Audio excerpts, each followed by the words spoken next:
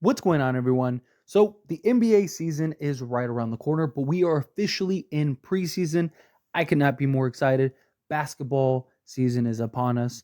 And of course, the Phoenix Suns are one of, if not going to be the best team in the league, right? They have Devin Booker, Kevin Durant, and Bradley Beal. If we are going just on paper, give the Phoenix Suns the NBA championship right now. But we have seen many teams over the course of the history of the league that on paper were hands down the best team in the league and just turned out to be nothing. I mean, Kevin Durant's been on one of those teams, right? Or I guess two iterations of it, right? With James Harden and Kyrie Irving, and then Ben Simmons and Kyrie Irving. They were never able to make it happen. Being a Laker fan, it's like every other year the Lakers on paper are ridiculous, and more times than not it's just disappointing, right? But you look at Phoenix, and when they went and acquired Kevin Durant, one of the big things that I talked about was they didn't do it for last year, they did it for this year coming up, right? Obviously, going and getting Kevin Durant puts you in a position to potentially win an NBA championship, but it was more so of like, okay, we got Devin Booker, we got Kevin Durant, and now we can put the pieces around those guys to contend for an NBA championship, right? No one really saw the Bradley Beal for Chris Paul swap. I still am not super sold on it. I think that they were better off going with Chris Paul and Devin Booker and then just kind of filling out the roster nicely. If you want to trade Chris Paul at some point, you trade him at some point. Otherwise, just keep him because they don't really have that playmaker, that facilitator, right? Which I think is a big problem. Based on the reports, it looks like Bradley Beal is supposed to be that guy, but there's just so many questions with the Phoenix Suns. Like, so many people are willing to just, Phoenix, here's the championship trophy, right? And again, I get it. Devin Booker, Kevin Durant, Bradley Beal looks ridiculous. But I don't think this team is going to be very good defensively. That's a real concern. Offensively, they're going to be terrifying. I mean, I wouldn't be shocked at all, and I don't think anyone would be if they're the number one offensive team in the league this year. They just have so many weapons. I mean, not even counting, remove Kevin Durant, Devin Booker, and Bradley Beal for the conversation for a moment. Still have Eric Gordon, right? You still have Wananabe. You still have, they went and got Nurk, right? Bol, how does he look for them? Rounded out the roster nicely with some of these guys and going and getting Grayson Allen, and then you got Metu, and then you got, Eubanks, right? I actually think the Phoenix Suns did an excellent job rounding this roster out, right? Like, when I look at a team like the Dallas Mavericks, I think that they didn't really do a very good job, but Phoenix, I thought they did excellent. I personally love the Ayton for Nurk swap. A lot of people were really upset about it and were like, oh, why would you trade the better player? But it's not about that, right? It's about fit. It's about continuity. It's about the player buying in and accepting their role. Who's the better fit in said role? And Nurk is that entirely. Also, again, Phoenix doesn't really have a point guard. But Nurk is a guy that is more than capable of running your offense through and using him as like a poor man Jokic, right? This is a guy that is a very underrated passer as a big man. He's better defensively than Ayton, not by like huge stretches, but he is better. He is a good, solid physical body, but he's also a guy that's not going to complain, that's going to buy into his role, right? He's not going to be crying about touches. He's not going to just be disruptive in a locker room issue. Ayton was already all of those things. And that was before they had Kevin Durant and Bradley Beal on this roster.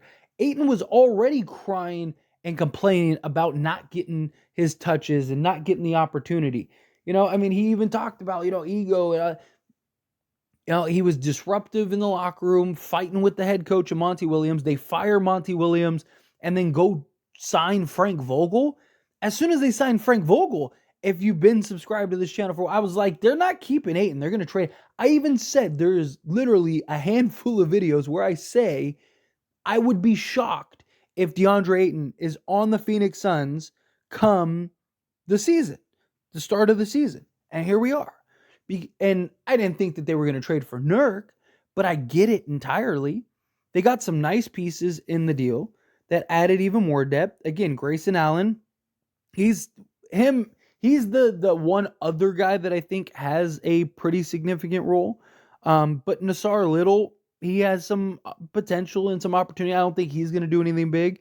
And if I'm not mistaken, isn't he the one that like is coming off an Achilles like 2 years ago or whatever? But other than that, again, like I think that they did a very solid job putting some pieces around the core of Kevin Durant, Devin Booker, Bradley Beal, right? Dallas, again, not really sold on. I think Dallas kind of just, I don't really know what they're doing if I'm being honest, but nonetheless, Phoenix, I thought did great given the circumstances. But I just, even if even if Bradley Beal, Devin Booker, and Kevin Durant do work and it looks good and they're flowing and Bradley Beal's okay with being the third option and playing point guard and let's say he goes to being, 15 points, 4 rebounds and 8 assists, right? Rather than 23 points, 4 rebounds and 5 assists. Let's say he ups his assist total because again, he's probably playing the point guard position, right? And it's clicking. I still don't know if I would just lock it up, give them the NBA championship because I don't see them being very good defensively this year. I still think that they have multiple holes. When things are pressure and tight and tough, and you need that guy that can operate as a point, because it's one thing to be a point guard, it's another thing to play point guard, right? Like Chris Paul is a point guard. Bradley Beal is playing point guard.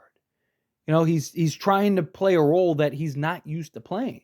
When the game's tight and you can't afford a turnover, is Bradley Beal cough that ball up?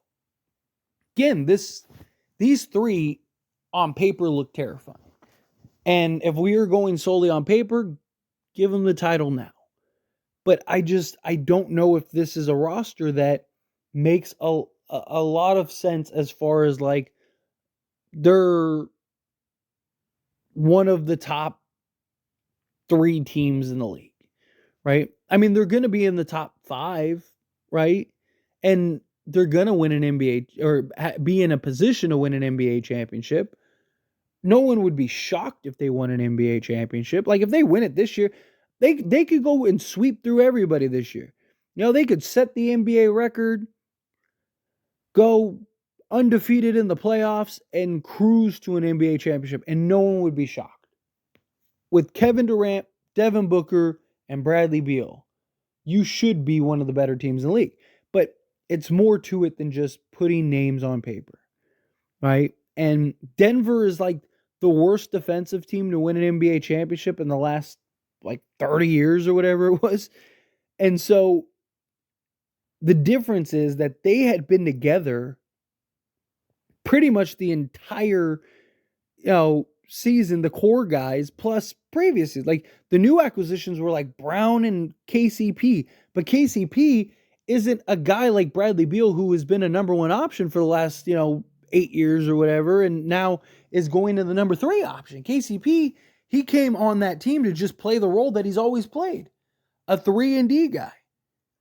That's a big difference, right? It's a lot harder to integrate a role player or a star than a role player, right? It's not that hard to basically bring a guy in and say, hey, you know what you've been doing your entire career? Yeah, just do that.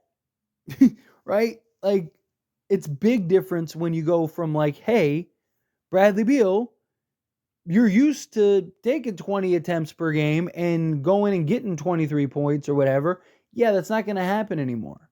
Now we need you to focus less on scoring and more on assist making. Things change.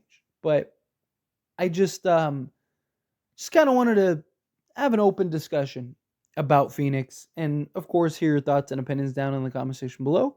Like, what do you think? Are you sold on Phoenix? Are you not? Again, I'm personally just kind of the mind, like, let's wait and see before we just crown them. Like, same thing with Boston. Same thing with Milwaukee, right? I just, those guys, they haven't been together right? Like Drew Holiday, Kristaps Porzingis. It's not like they've been with Boston for years now. You know, Damian Lillard and Giannis, everyone's ready to just crown them the champions now.